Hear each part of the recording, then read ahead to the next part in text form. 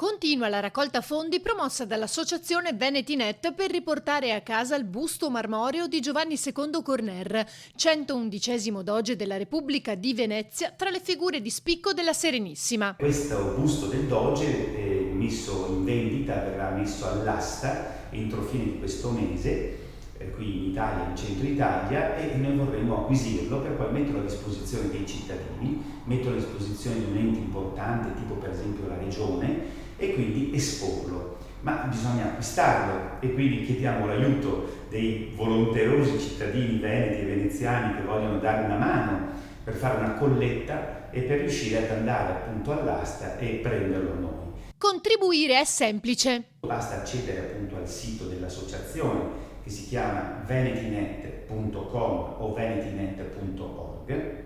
Lì ci saranno tutte le istruzioni, si vedrà anche cos'è questo busto del Doge Giovanni II Corner e quindi c'è la possibilità di dare la mano per ricordare un pezzo importante della nostra storia. Riportarlo a Venezia, secondo l'associazione, sarebbe la riaffermazione di un'identità collettiva, capire il passato per contribuire a governare meglio nel futuro.